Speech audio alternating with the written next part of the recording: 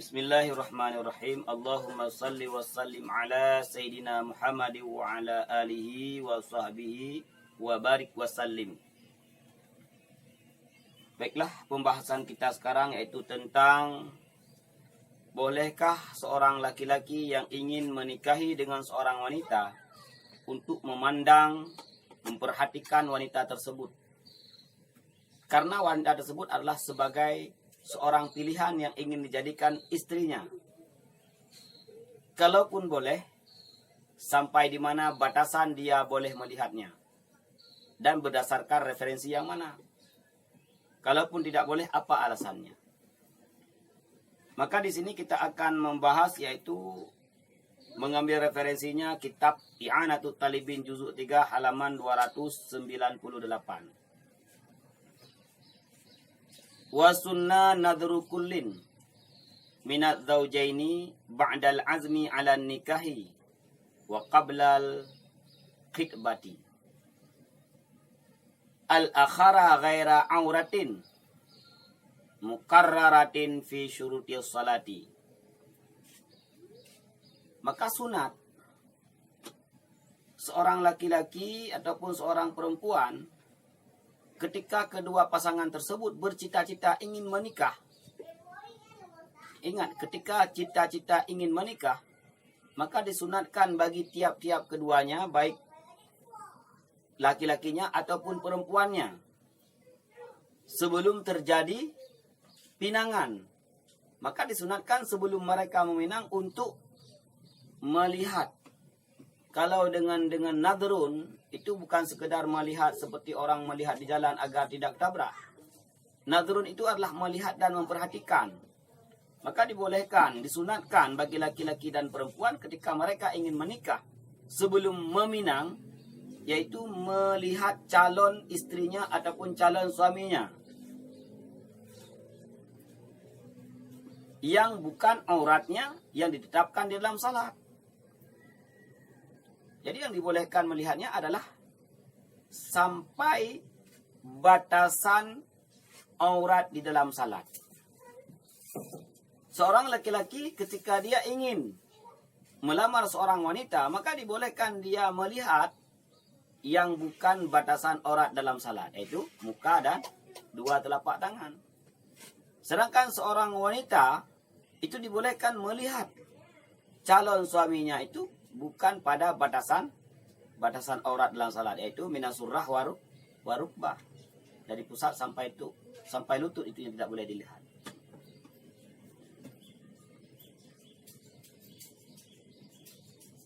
Dan tidak boleh melihat yang lain.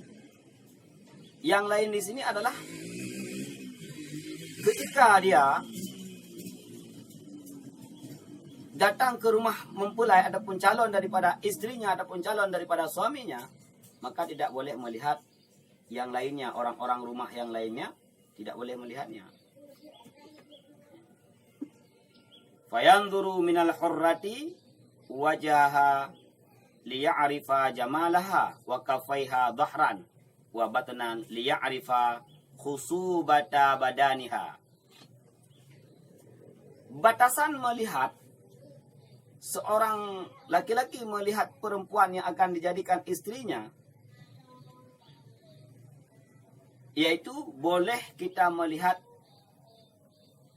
wanita yang merdeka adalah mukanya dan dua telapak tangannya. Jadi muka dan dua telapak tangannya. Jadi ketika kita ingin meminang seorang gadis, seorang perempuan, maka dibolehkan bagi kita laki-laki untuk melihat calon istri kita itu muka dan dua telapak tangan. Yang lain nggak boleh. Cuma itu yang dibolehkan. Karena di muka adalah melambangkan, menggambarkan jamalaha, cantiknya seorang wanita. Jadi kita tahu dia cantik di mukanya. Kemudian di telapak tangannya, zahir dan batin. Nah, ini untuk kita mengetahui bagaimana halus badannya, bagaimana sehat badannya, bentuk badannya. Maka muka wanita itu menggambarkan tentang kecantikannya. Dua telapak tangan atas dan bawah itu melambangkan tentang badannya. wa mimman biharikun ma ada ma baina surati wa rukbah. Kemudian melihat rek hamba, yaitu ma ada ma baina surah wa rukbah. Karena aurat rek itu adalah di antara pusat dan lutut. Wa huma yanzurani minhu zalika. Jadi ini timbal balik. Yang laki-laki boleh melihat perempuan, yang perempuan boleh melihat laki-laki ketika berencana untuk meminangnya. Yaitu seperti yang dijelaskan tadi, batasannya adalah sampai dengan yang tidak termasuk aurat dalam salat. Jadi sampai di situ. Lebih daripada itu tidak dibolehkan dan tidak dibenarkan. Wala budda fi halin nadri min tayakkuni khalwiha min nikahin wa iddatin. Kemudian wanita yang kita pandang tersebut, yang kita lihat tersebut, kita harus yakin dia itu bukan istri orang, sunyi daripada pernikahan. Makna sunyi daripada pernikahan, dia bukan istri orang. Walaupun sedang dalam proses perceraian, tetapi belum diceraikan. Yang kedua, dia bukan wanita yang beriddah. Artinya bukan wanita yang ditalak satu ataupun ditalak dua. Karena wanita yang sedang beriddah itu masih ada masa rujuknya, masa kembalinya suami yang pertamanya kepadanya. Jadi kita harus yakin. Adapun wanita itu bukan wanita yang sudah dipinang oleh orang lain. Wa alla yaghliba ala dhannihi annahu la yujabu. Dan tidak ada kebiasaan ataupun tidak ada suatu prasangka bagi kita yang bahwa dia tidak akan menerima kita. Ini kita sudah tahu. Sudah berapa kali kita kirim selangkih.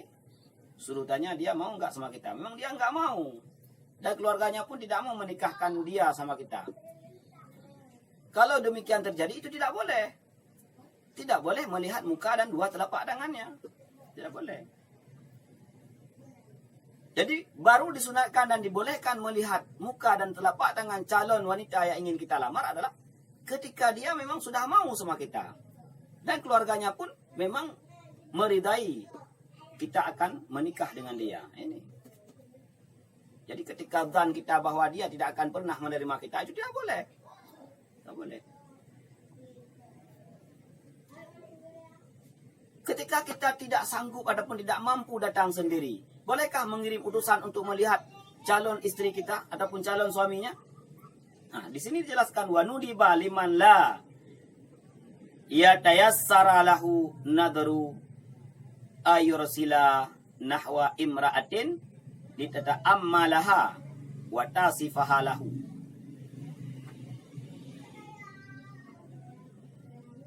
Jadi boleh, dari sunat ketika kita tidak sanggup datang sendiri, mengirim utusan seorang wanita datang kepada wanita yang ingin kita nikahi untuk lita'ammalaha, menggambarkan, memikirkan, melihat, sehingga dia bisa menceritakan, ini calon istrimu begini.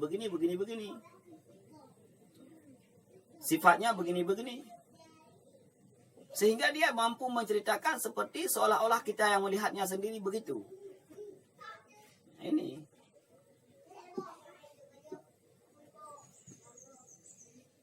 Jadi batasannya adalah melihat dua telapak tangan dan muka. Tidak lebih daripada itu. Ketika berhajat menikah dan belum khitbah. Kalau sudah khitbah, sudah meminangnya, itu tidak boleh. Tidak disunatkan melihatnya lagi. Nah, tidak disunatkan. Walaupun ada pendapat yang mengatakan boleh, mubah. Tapi tidak lagi disunatkan. Karena kita telah mengkhitbahnya, telah meminangnya, dan secara prosedur kita akan menikah dengan dia. Lain daripada melihat, apakah dibolehkan sampai kita memegang, merasakan halusnya kulit wanita tersebut? Kharaja bin nadri al-masu. fayahrumu izla hajata ilaihi. Selain daripada melihat, menyentuh itu tidak dibenarkan, haram hukumnya, tidak dibenarkan, haram. Karena itu tidak termasuk bahagian daripada hajat. Tapi proses yang terjadi sekarang, wanita pacaran dengan seorang laki-laki pacaran dengan seorang wanita, dia pegang ini, itu dan sebagainya, itu haram. Haram hukumnya. Maka batasannya adalah kita datang ke orang tuanya, kemudian meminta agar direstui ataupun diridai ingin menikahi dengan anak gadisnya. Dia meridai dan merestui, baru kita lihat muka dan dua telapak tangan. Itu. Tidak ada istilah angkut ke sini, angkut ke sana, bawa ke sini, bawa ke sana. Karena dia bukan duren. Makanya dalam Islam itu tidak ada istilah pacaran. Tidak ada. Ta'aruf itu kapan? Ta'aruf itu ketika dia ingin menkhidbahnya. Maka disitulah terjadi ta'aruf. Dan ta'arufnya seperti yang dijelaskan di dalam kitab ini. Cuma boleh melihat itu muka dan dua telapak tangannya. Ketika kita berencana untuk menikahinya. Dan dia memang sudah mau sama kita. Kalau tidak mau, tidak boleh juga.